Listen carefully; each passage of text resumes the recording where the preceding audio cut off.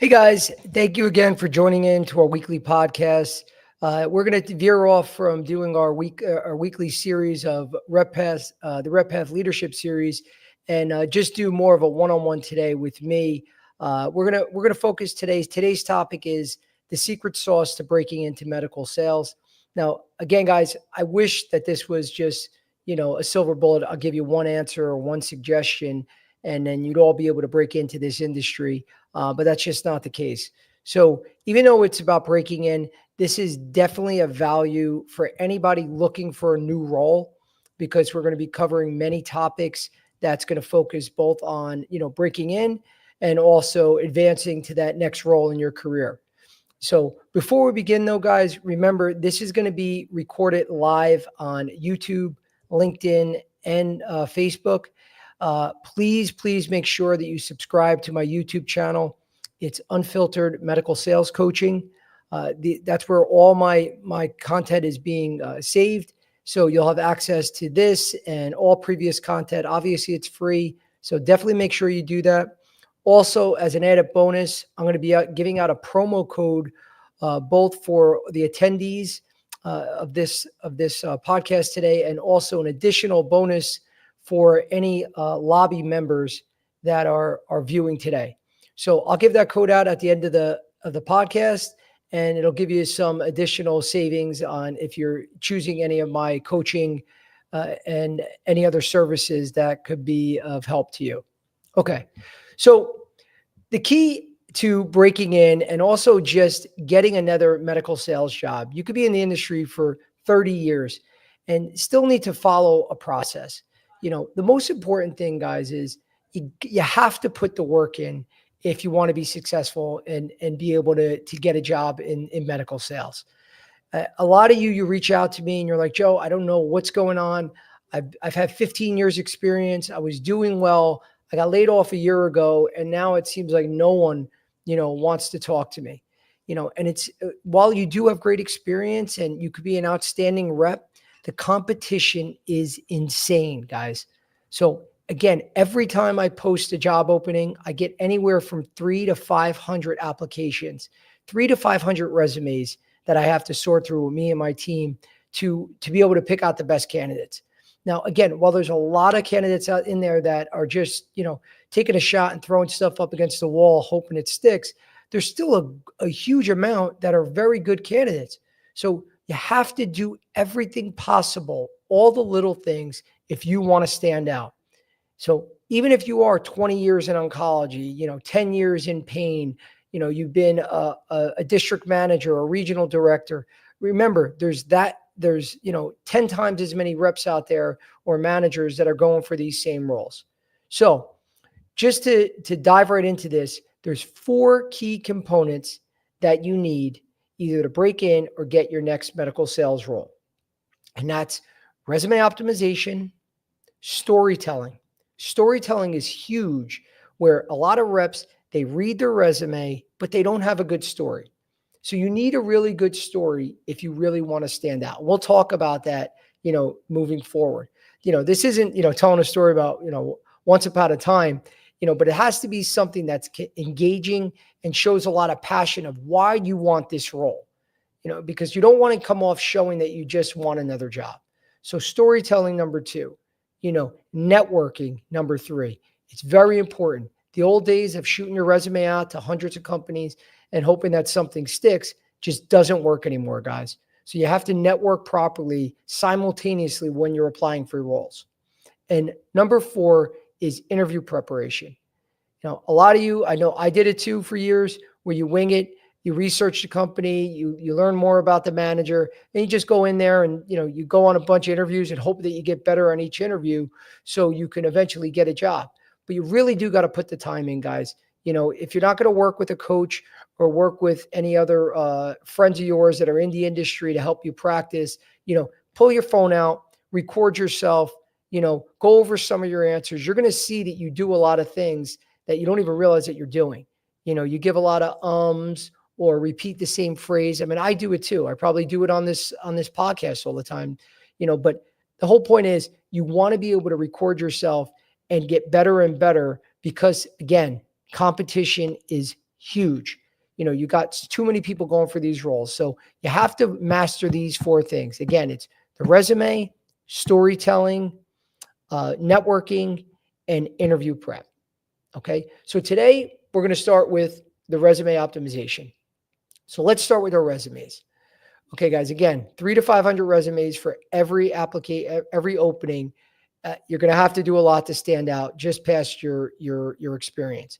You know, and one stat, I talked about this on a post that on a video I did today.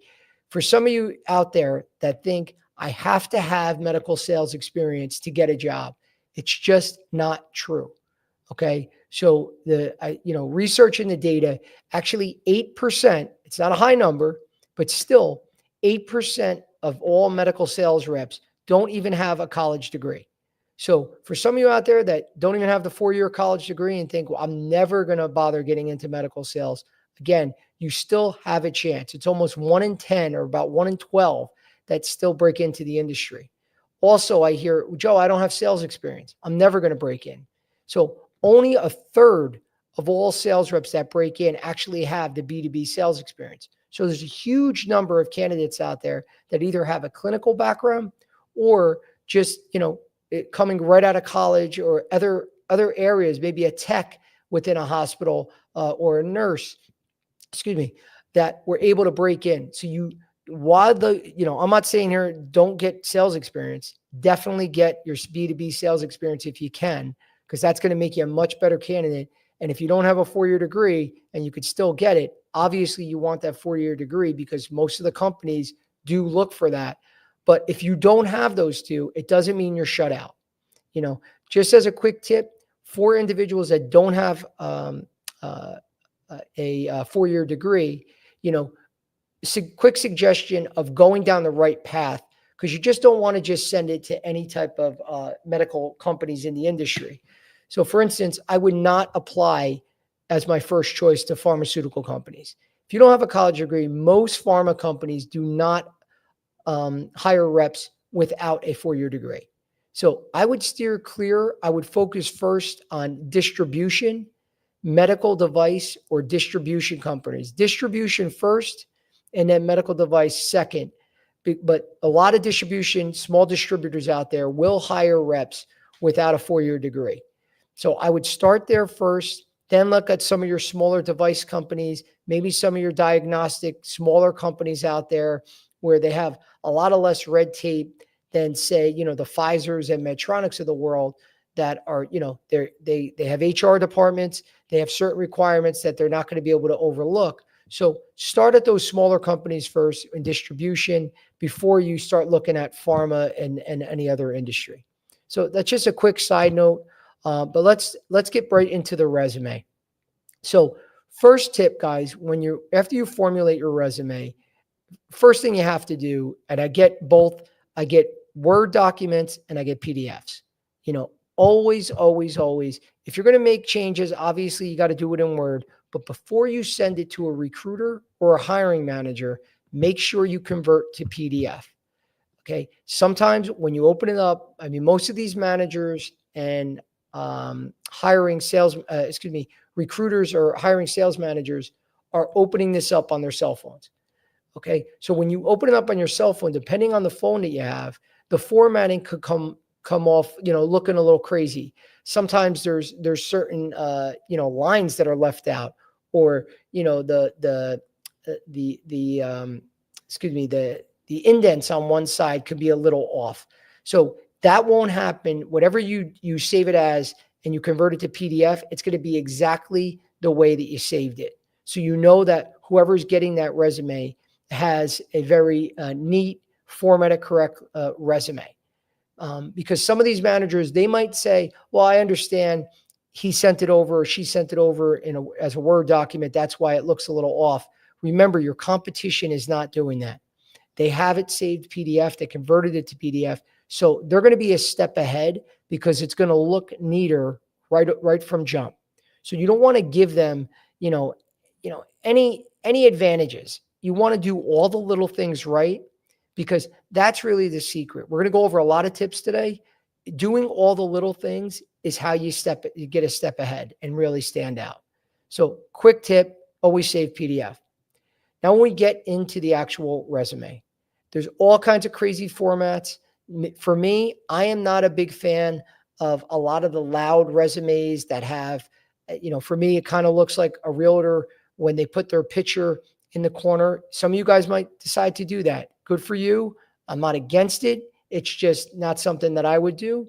A lot of people put all kinds of crazy tables. I see self assessments where it shows like a grading from 1 to 5 and all these skills and where they're what they grade themselves.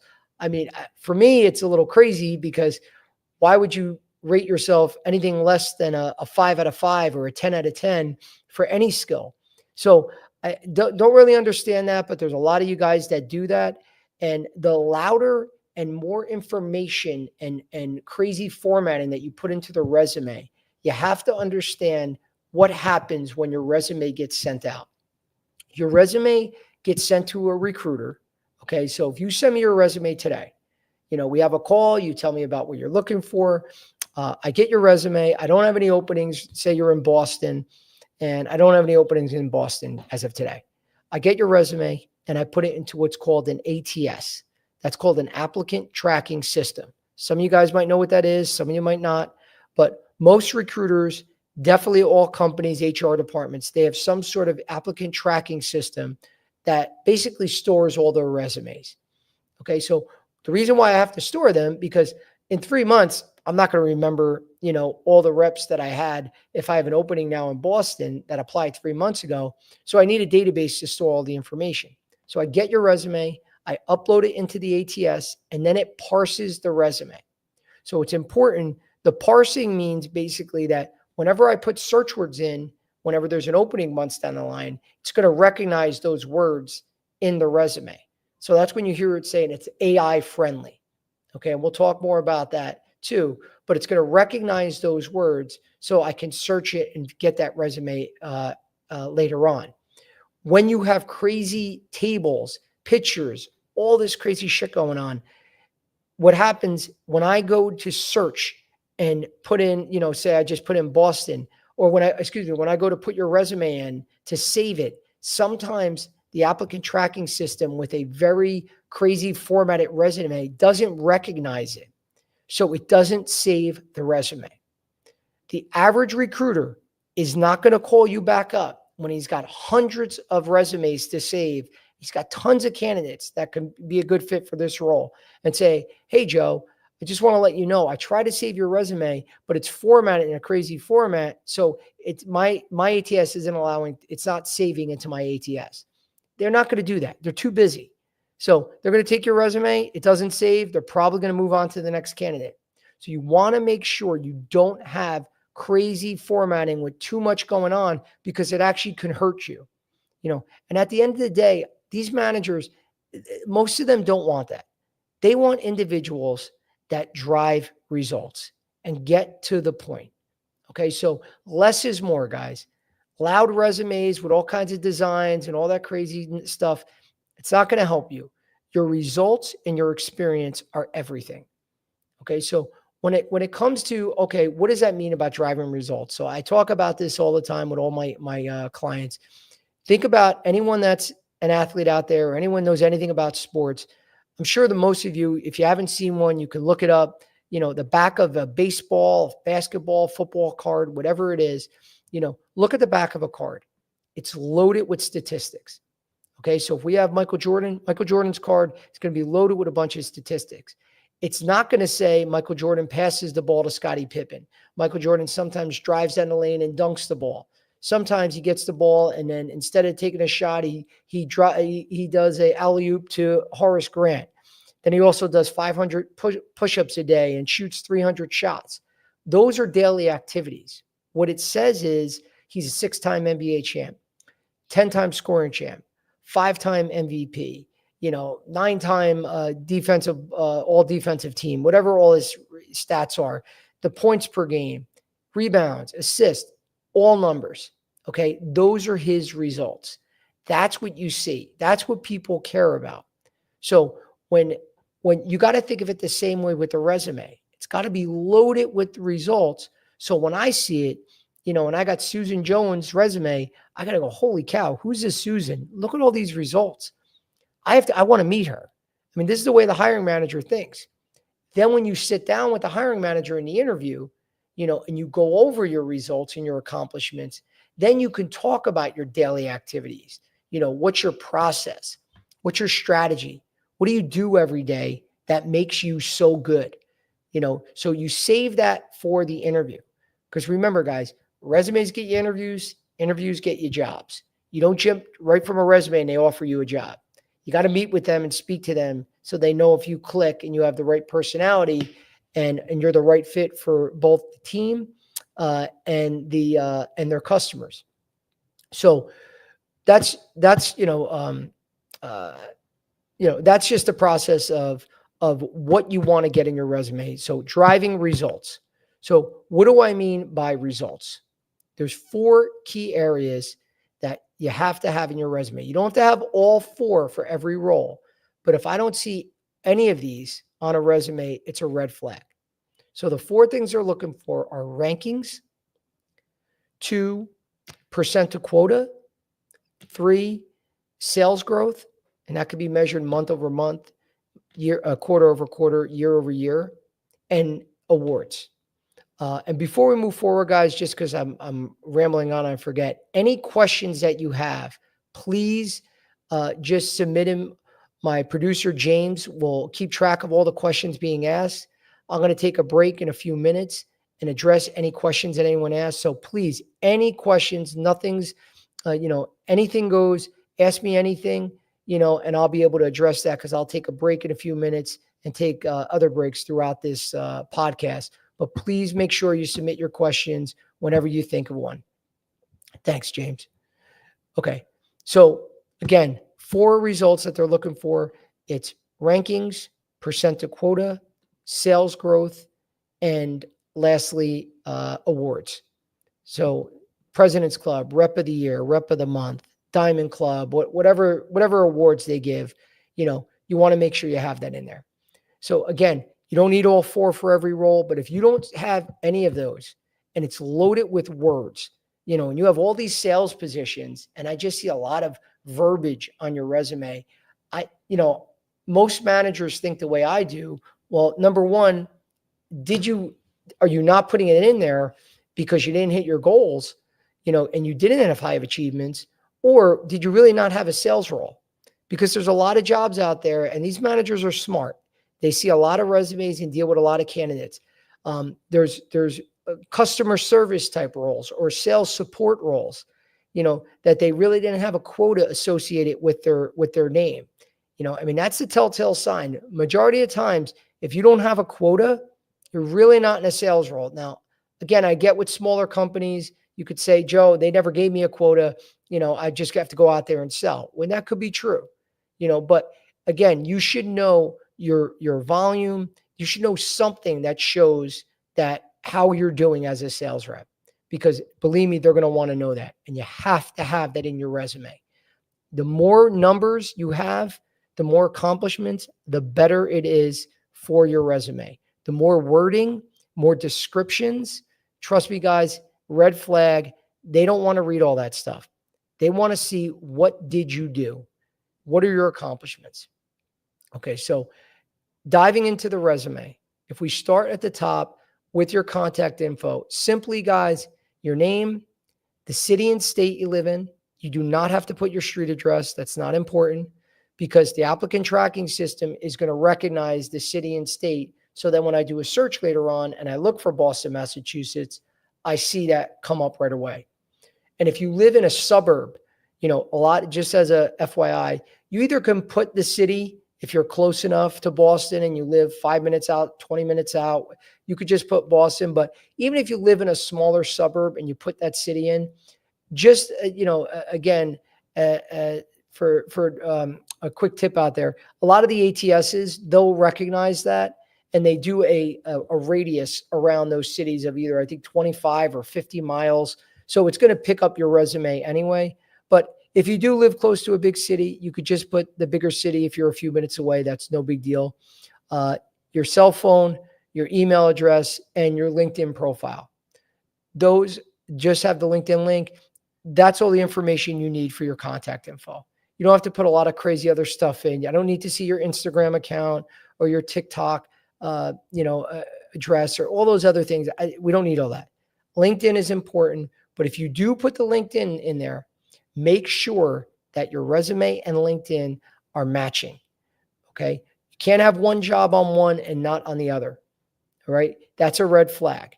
Now, sometimes I get it. I'm not as much of a stickler with that. I understand that people don't update their LinkedIn profile as much as they do their resume. But if there's dates that are off, if you show you've been in a company a year and a half on one and it's 3 years on the other, or you have 2 extra jobs on one and not on the other, it's going to create a lot of red flags, and they will not say anything to you guys. Trust me, they will just pass on you. So make sure it's buttoned up and all the dates, all the positions line up identically, because that's one of the biggest things. I have recruiters that sometimes I've sent and I, missed looking at their LinkedIn account because, busy doing a million things. And I sent over a good resume and they're like, well, Joe, I checked their LinkedIn account. It doesn't match. This company's strict. Trust me, they're going to catch this. They're not going to move them forward. So make sure, please, that it matches identically. All right. So when it gets into under that, typically some reps put in a summary.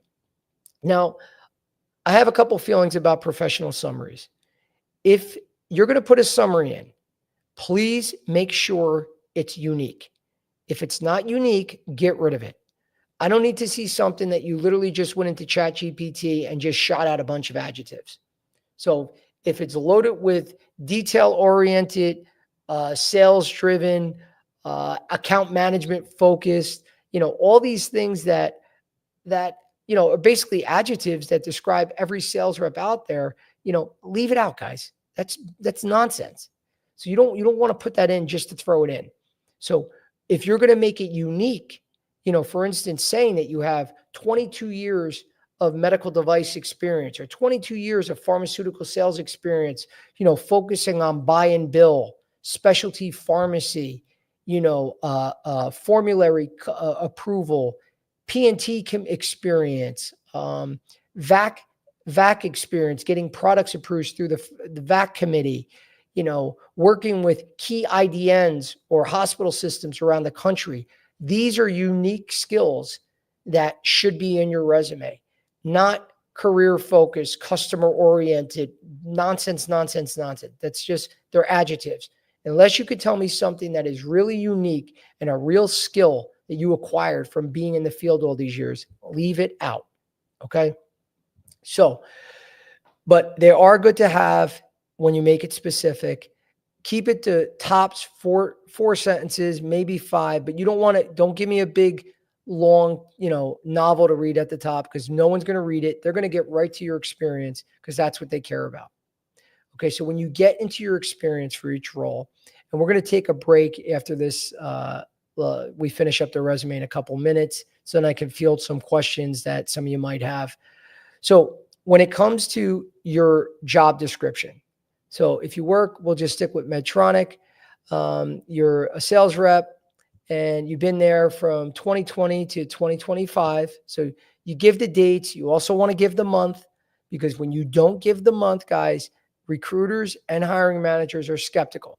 So if you just say 2020 to 25, okay, were you just laid off in 25? Are you still there? Were you hired in January of 2020 or December of 2020? And was there a gap between that date and your previous role? So always give the month and year. That's all you need. You don't need the exact day, but the month and year. September 2020 to March 2025, whatever it is, but keep that in there. If you have a gap of a couple of months, it's not a big deal. Once you start getting into larger gaps that are over a year, you got to realize there are going to be questions asked, because a lot of reps, a lot of managers, they're wondering why, there's very few people out there that are sales reps and are financially stable enough to just take off, a year or two from the medical sales industry. It's just not, it's not normal. So when you have a big gap, that's what's, those are questions that could come up. But again, this happens to people. People get laid off. It's hard to find a job. So it's, sometimes you move and in a new area, it's not as easy to get a job in, say, Tulsa as it is in New York City. So it's okay to have gaps. You just got to be prepared to answer and address those challenges and those questions when they come. But again, make sure you have the dates in, because they'll question and they'll think that there's a bigger gap in there if you just have the year. So getting to your actual job description, this is the one thing that I'm, very set on, is having a one sentence job description. If you have to go to two sentences, okay. But reps, I see it all the time. They give a description that's like a paragraph long. First, they start off what the company does, and they give a background of, Boston Scientific, a $6 billion company located in, San Francisco, California, whatever. And it's like, what the heck do I care about that? Don't tell me about the company. I want to know what you do, and you need to answer that in one sentence. And there's three questions that you should answer in that one sentence. That's, what did you sell? Who did you sell to? And then third, where? So what were you selling? Who was your customer? And where did you sell it? So an example for me, when I worked at Boston Scientific, I was responsible for sales of spinal cord stimulators to neurosurgeons and pain specialists in the New York City territory. What did I sell? Spinal cord stimulators. Who did I sell to? Pain specialists and neurosurgeons. Where? New York City territory. It clearly says what I did there. And the reason why it's important, guys, because you got to think of the psychology behind this. When a hiring manager or is looking at this, they want reps that are concise but effective in their messaging. A lot of these descriptions I read, you don't even talk about what you sell there. You just tell me about a couple of daily activities. I don't even know the product you sell. So if you can't get that concisely in the first sentence, they look at it as, how is this person going to present to a doctor? Because remember, the whole interview process is essentially one big sales call. Excuse me. It's one sales call, guys, and they're always evaluating you on how you sell. So if you can't get to the point in a resume and quickly tell me what you do there, they think that, how the heck is this person going to tell me, what they do, or how can they sell a product to a physician? Because they're not going to get to the point. So again, a lot of times when I see very verbose, wordy resumes, it's a reflection of how the rep speaks. The reps that get right to the point and say what they do, who they sold, where, and then give their accomplishments and bullet point those accomplishments and show the rankings, show the growth, the quotas they've hit, the awards they've won. That's what they want to see. Get to the point. Doctors don't come out there and say, hey, Joe, I'm in between patients, but let's go sit down for a half hour and maybe go grab a beer at lunch. Of course not. They don't do that. They give you 5-10 seconds. Hey, Joe, what do you got? And you got to quickly, talk to them, hopefully continue that into a couple of minutes, but you got to get your messaging out and why you're there quickly. It's the same thing as, tell me what you do, get to the point.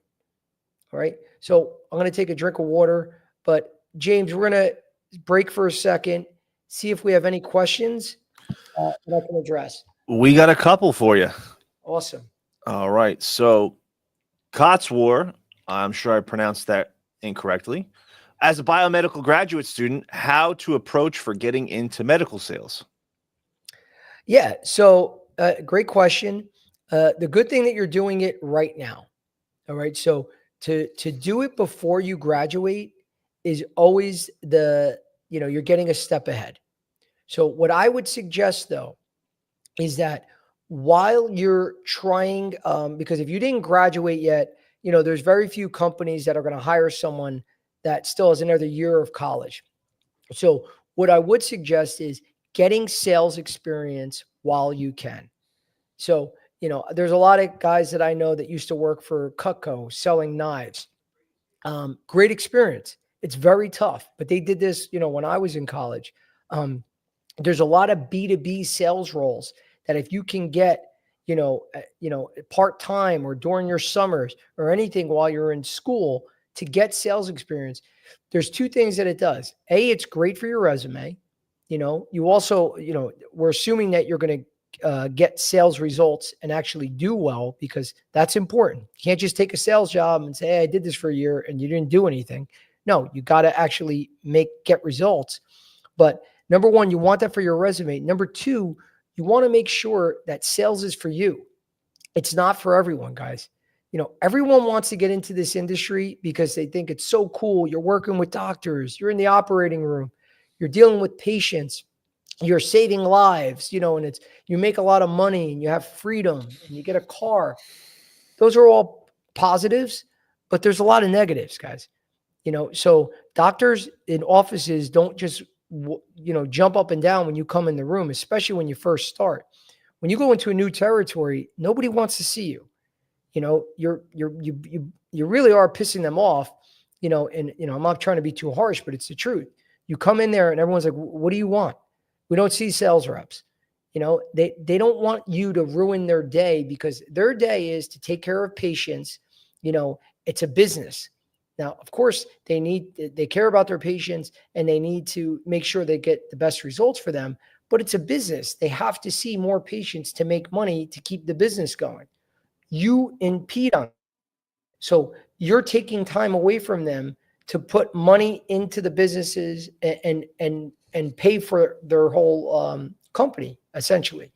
So realize that it's not like they're going to be like, oh my God, I really need to talk to this rep about this new product, because a lot of them, they can get by on what they're doing today.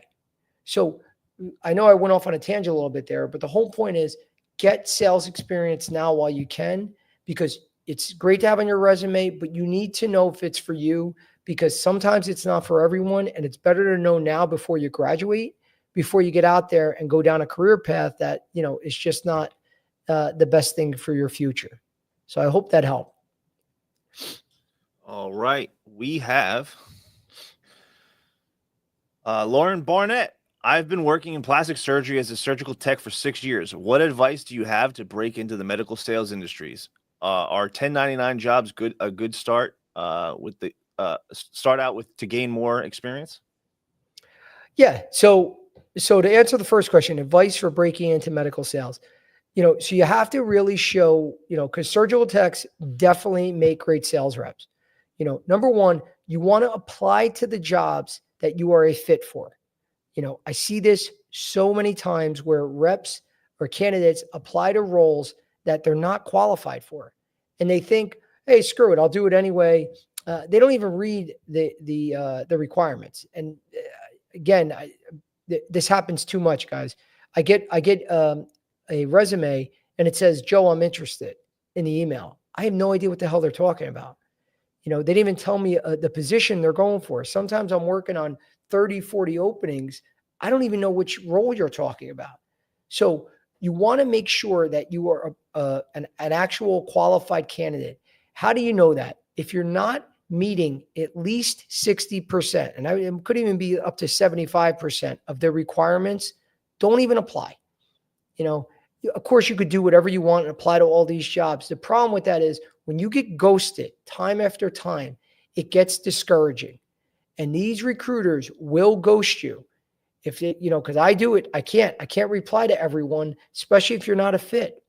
I try my best, but there's too many candidates. So number one, make sure that you're applying to those jobs that you are a fit. And two, when you apply, bullet point the reasons why you're a fit. If they ask for a 4-year college degree, have a 4-year college degree from Florida State University. If they're looking for 2 years of surgical experience, have 3 years of surgical experience doing XYZ. Must live in Boston, Massachusetts, live right in Boston, Massachusetts. Like literally bullet point what the reasons why you're a fit and how you meet the requirements that they're asking for. Because if you make it easier for the recruiter, it's going to make it easier for the recruiter to relay that message to the hiring manager. So my job on the recruiting end is to make the hiring manager's job easier. If I just shoot him resumes or her resumes and just say, hey, this is a good candidate, they're going to be like, Joe, what do I need you for? I need you to break it down a little bit. Give me a little quick background about this person. But when you make it easy for me and say you're a fit because of X, Y, and Z, bullet point, nice and simple, not war and peace. You don't have to write everything out paragraph after paragraph. I get that a lot too, guys. Do not do that. Truly bullet point the reasons why you're a fit. You could put reasons why I'm a fit, or how I meet the requirements. Boom, boom, boom, boom. I'll get that. I'll cut and paste and send it over to the hiring manager. Obviously, we're going to have a conversation. I'm going to get more info for him, but that will help me get it to the hiring manager and make it easier for that hiring manager.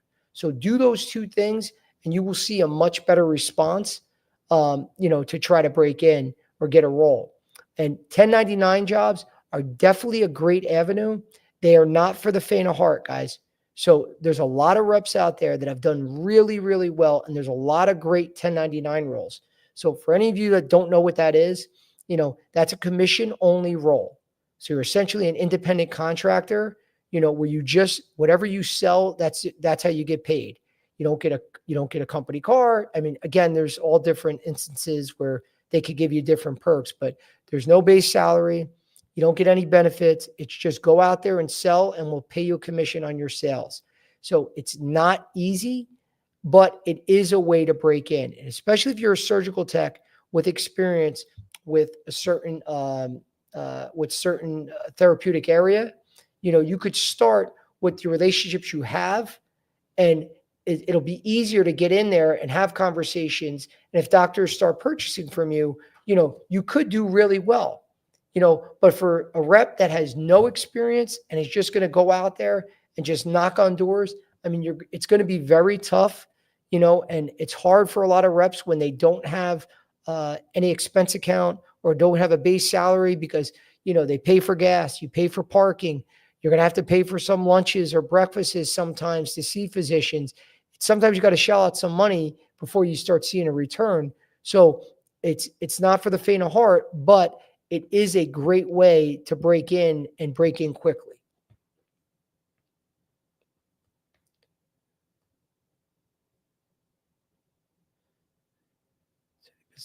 Okay.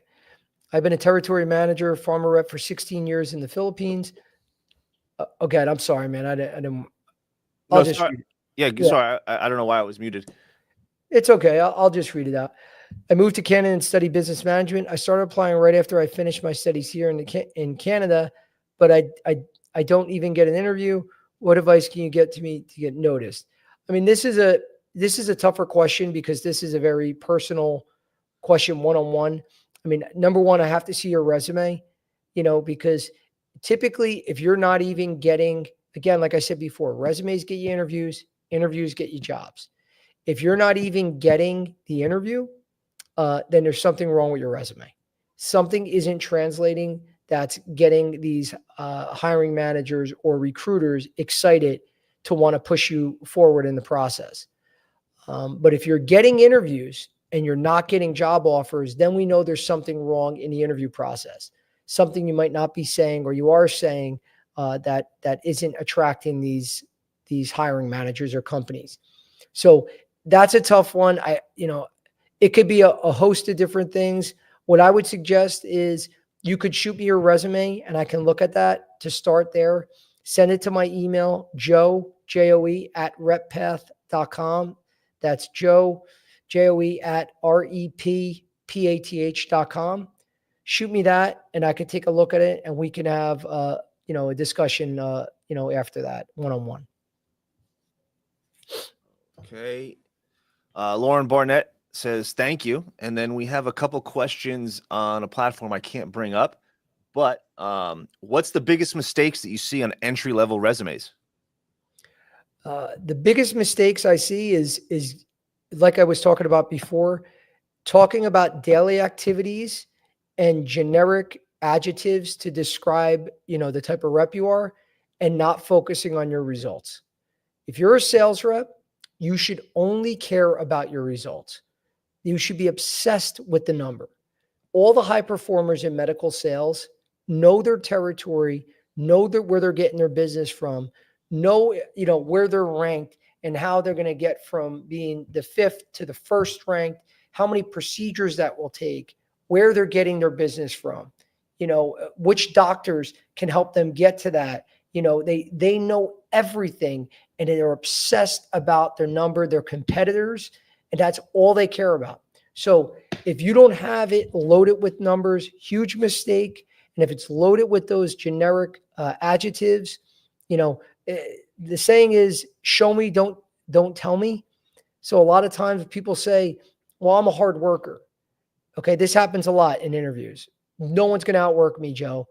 And I'm honest. I can't hold it in. I straight up tell reps, "Well, I got to be honest. What did you do to prepare for this interview?" And sometimes they didn't do much. They researched the company. They tried to call a couple people. And then meanwhile, I have other reps that had conversations with 10 different individuals from the company. They developed a business plan based specifically on the needs of this territory because they did that much research, and then gave me a very in-depth business plan that I could actually use because it has all the key players that are the key doctors, the key hospitals, and it's very applicable. So they put in that much work. So they're going to really stand out. And they showed me they're a hard worker. They didn't just tell me. So loading it with those adjectives is a bunch of fluff that isn't going to get you anywhere. And it's going to keep you in that high pile of resumes that are going to get passed on. The one thing that has never happened, and that's why I always say numbers, accomplishments, show your results. I've never once had a hiring manager tell me, "Joe, that rep was great.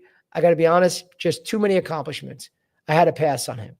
Never, ever going to happen. So focus more on your accomplishments and less on the daily activities.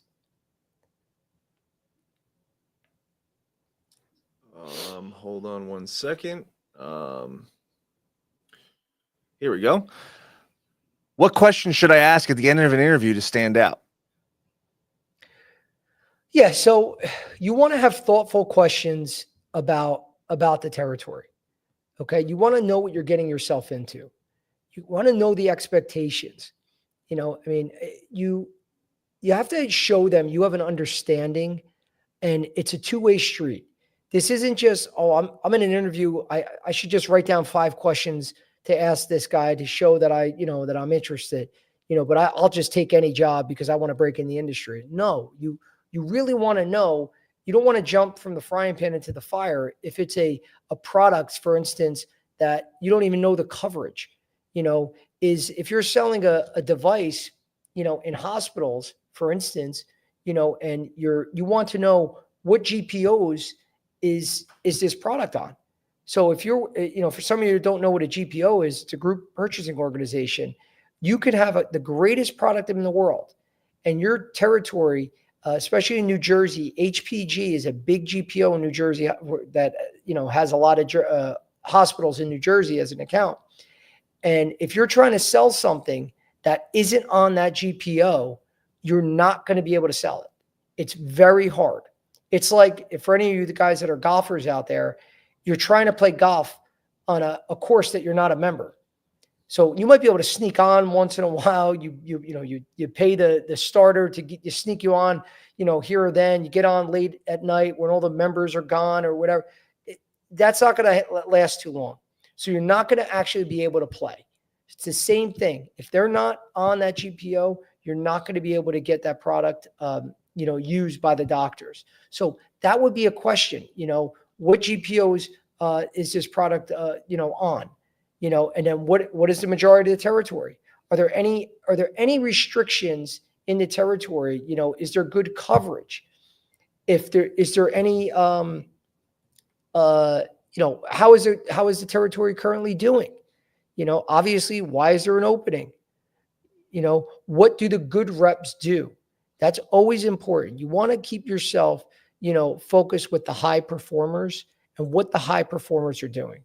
So I would find out who are the high performers on the team, and he says Susan, John, and Bill. Okay, great. What do they do well that makes them a high performer? Because you want to keep yourself associated with those high performers. You want to speak and learn from the high performers. Every team has high performers, middle of the pack, and then the negative, individuals that have one foot out the door. You obviously don't want to know what the middle of the pack and the low performers are doing. You want to know what the high performers are doing, because before you leave, your goal is to be able to get their contact information from that hiring manager. and say, and outright ask them, can I speak with Bill, John or Susan before the next interview because I would like to pick their brain. And a lot of times they might not give you the information, or they might say, I have to speak to them first before I send it to you. But it's a good follow up when you do your follow up email. But asking questions about what good looks like in 2025, or the rest of the year, what are some of the goals, and focusing on those high performers is key. But you also want to make sure, because I never met a company that doesn't value closing as one of the most important things. So when it comes to closing, you want to make sure that before you close and outright say, can I have the job? I've had reps say that. You want to get a pulse of what they think of you. So I clearly just outright say at the end, when they say, hey, Joe, we've been speaking for the past hour, do you have any questions for me? And I'll simply say, yeah, you learned a lot about me in the past hour. What do you think? And just keep it open ended. Let them answer, as opposed to think, do you think I'm a good rep, or do you think I'm a good fit? You don't want to give them yes or no's. Open ended, so they have to explain themselves. You also want to see what they retained, and it's not a big deal if they give you an objection, because again, guys, remember, this is all a practice sales call. They're always evaluating you. So they might ask you, they might say, well, Joe, I think you're a good fit, but honestly, you just don't have enough cardiology experience. Now, that's an objection. They might just be testing you. Sometimes they might really mean that, but they always, you never know what they're thinking. So it's okay to have an objection, because doctors are going to give you objections. So sometimes they want to see how you handle that, before, you move on. So after you ask them, what do you think? If they do give you an objection, you handle the objection. Then you find out what is the next step in the process. If they say, we're going to bring back 3 reps for a final interview next week, then you outright say, are you going to move me on to the next round? I really want this. Let them know that you really want the role. I love this company. From everything I learned, and you regurgitate what you've learned by speaking to other reps and the reasons why you love it. Say, I really want this position. I want to be moved forward. Would you move me forward?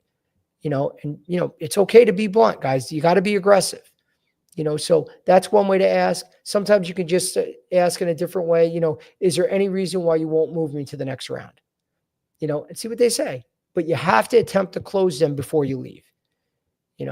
So, and another key point just to bring up, it's not a question, but this is a tip that no one does, and every time I tell candidates to do this, they get a great response before your next interview, because after the interview, you're always going to send a thank you email. Everyone does. Nobody, very few send a thank you email before the interview. So try to get that hiring manager's email from whoever set up the interview. Sometimes you could figure it out just by knowing the company email, first name, last name. I get that. But really try to get that email, and send a thank you email showing that person that you're excited about the opportunity. You're excited to speak tomorrow at 2 p.m. and learn more. It goes a long way, guys, because very few people do it. You're going to stand out, and you're also going to show them that you're really eager for this role. Okay, we have. Are there any networking events or conferences that I should attend? There's always tons of networking and conferences, and just because, I'm actually a member of the lobby. So look that up, guys. It's a great network.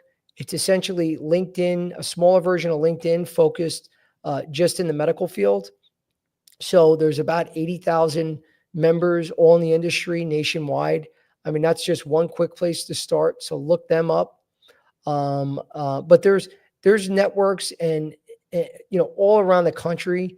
I really would just do a Google search of exactly what you're looking for, whether it's pharma or device, capital equipment, whatever it is that you're looking to get in. But your easiest network is LinkedIn. So start reaching out, start joining groups on there. There's tons of them. You could join a different group, every day. They're loaded with different groups, but, start reaching out to companies and individuals that, you want to get into that industry, and start asking, to jump on a couple minutes, jump on a phone call with them to pick their brain. But, really it's at your fingertips. To me, the biggest network is LinkedIn. But again, the lobby's great, but anything else, in terms of face to face, there's always meetings and things going on around the country that, would take me days to get into, but you could just do a quick Google search of exactly what you're looking for, and that should be able to help you out. What questions should I not ask in the first round interview? uh, well, I think some of the things that seem obvious to most of us, that a lot of reps do, believe it or not, you don't want to make it more about you. I mean, if you have a vacation coming up and you didn't even get the job offer, and you're already saying, just to let you know, I'm going to be away the first week of June. For me, I don't care if it's my honeymoon. If I really want to roll, that comes first. I'm old school that way. Don't ask any questions about vacation. Don't get too much of the personal stuff where, it looks like, you don't want to work that hard, or you're already looking for time off. I mean, that's a big red flag. When you start talking about all the personal things that you have going on the next couple of months, I mean, trust me, guys, there's a lot of good candidates. They'll just go, I don't want to deal with this rep, and move on. So no questions about vacation, all that stuff. I mean, let's be real. It's pretty typical. It's usually a couple weeks, 2, 3 weeks, so you don't really need to get into that. Get the job first, because if the vacation time is what you're worried about, I mean, I think you got bigger concerns. Um, I, I just think any red flags about, you know, the day, like, if you're, if is it, if you're, I'm trying to think of some of the bad ones that were asked to me over the years, um, about, insinuating that, you don't really take calls, or will you be sending emails or contacting me after work hours, and not showing them, you know, maybe inadvertently in your question, that you're not going to answer calls after you pull your car in the driveway. you know, I mean, it's most managers respect your time, but sometimes something important comes up at 9 at night. I got to shoot you an email. And let's be real, guys. How hard is it to just respond to an email? We respond to on our phones 24/7 for the stupidest things. You know, you don't want to show them that shut it down after a certain time and will not respond to an emergency. So any questions that are kind of showing that, like, you're worried about how long the day is or anything like that, um, just use common sense, guys. Really, keep it focused, keep it energetic, keep it positive, and it's all the questions should be focused about learning more, about how to make a bigger impact. So whatever you're going to ask, think of it that way. Is this question something that can help me make a bigger impact at the company? Or is this just bullshit that I can ask later on and find out the answer to? If that's the case, then ask it later on. Don't ask it, during the interview where it's time to really shine and stand out. So kind of along those lines, is it okay to ask about compensation, or how should I bring that up? Compensation, you said? Yes. Yeah. Oh, absolutely. Compensation, I mean, that's key. I mean, you should know, recruiters, sometimes this is different for certain roles, but a recruiter shouldn't move you forward to a hiring manager unless they had a conversation with you about the compensation. So for me, the last thing I want to do is send a candidate that's a good candidate to a hiring manager, and then I get them there and they're like, well, Joe didn't tell me it was only 100 base. I make 150. So no, I don't want this role. All I did was waste people's time. So I say that right up. Here's the company, here's the product, here's the comp plan. Excuse me. So most hiring managers should, in the interview, say, "Are you familiar? Did they go over the compensation plan with you?" And give you some more feedback. But it's okay to clarify that. Now, would I do it in the first 5 minutes? No. But at some point towards the end of the call, when they say, do you have any questions for me? You know, you could ask again questions that can help you hit the ground running and learn more about how to make an impact are more important. But if you truly have no clue about the comp and you're in an interview, to me, that's a red flag. I don't think that happens too often, but if you want to talk about it towards the end of the interview, absolutely, that's fair game. I mean, this is your livelihood, so you got to make sure that it's the right fit for you. How many versions of my resume should I create for different roles? Example, device versus diagnostic. Okay, this is something that you don't want to make it too diverse for every role, because I'll tell you right now, it's going to happen, because I get this all the time where reps send me a resume and then they start telling me about it. And I'm like, well, what the heck are you talking about? I don't see that on your resume. And then they tell me, well, oh, which one did I send you? Okay, guys, if you're going to have multiple resumes, you have to be organized, because if you did that with me as a recruiter, trust me, you sent the wrong resume out to many people and definitely lost those opportunities. So I wouldn't be all over the map where you're looking at pharma roles, device, diagnostics, marketing, clinical, and you're doing all these different things. Have more of a focus of what you want to do, so you don't have 15 versions of yourself, because you don't get anywhere that way. So I would suggest, if you got to tweak a couple of words that are trying to match what's in the description, because AI is reading that, and that I get it. It doesn't really work that way. Excuse me. At the end of the day, I mean, if you don't have buy and bill in your resume and a requirement asks for buy and bill, of course you want to put that in there, or specialty pharmacy experience. You have it, but you didn't have it in one version of your resume. Of course you want to put that in there. But just trying to match words like the adjectives we talked about to change up the resume, I mean, I wouldn't do all that.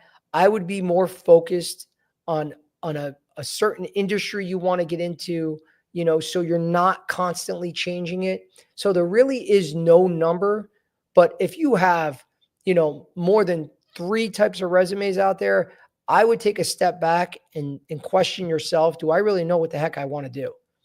And I don't want to be tough on you guys, but you have to know what you want to do. I mean, if you have a pharma and a device resume out there, I mean, most people should know I either want to go into pharma or device. You don't want to, because they're very different. It's a very different lifestyle, And so I personally would stick with one, or two, but anything more than that, I think it's getting a little crazy. And last one, what do you wish more entry-level candidates understood about this job? That the biggest reality that I can tell all you guys going into this industry, it's very volatile. Okay. So again, this is me talking like big brother with almost 25 years in this, over 23 years. I thought I would have one job for the rest of my career. It's not going to happen, guys. There are some people out there that have been at one company their whole career, 25, 30 years. God bless them. That's awesome. The average rep lasts about 2 years at a job. So you have to be prepared that you're gonna have to change. You're gonna have to be adaptable. It's out of your control. A lot of these things. You could be the best rep. They can lose coverage. A product can lose its patent. New leadership takes over. Companies get acquired. There's so many things that are out of your control. So if you're not ready to be adaptable and realize that you might be jumping to 5 to 10 companies throughout your career, it happens. So I hope you last at one job your whole career, but odds are you're going to be jumping around because companies come and go. So that would be my biggest advice, is that be prepared that it's very volatile. It's a great industry to be in. Once you're in, you're typically always able to find another job. But have that understanding that it's not going to be one job where you retire with your gold medal or plaque showing 40 years of service. It's not going to happen. So if I knew that, that definitely it wouldn't have scared me away by any means.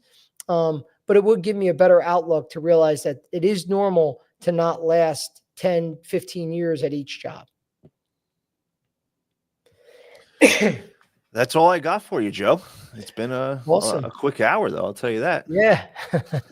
I mean, we're going to continue in subsequent calls coming up, where we'll focus more on the storytelling, the networking, and the interview prep.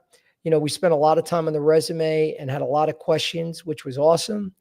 For you guys to, moving forward, again, if you'd like to contact me, contact me via email. If you want to have one-on-one coaching, it's joe@reppath.com. Thank you, James.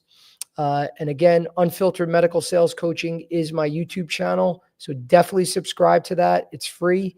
You'll be able to get all this content and more, and future content that I'm going to provide.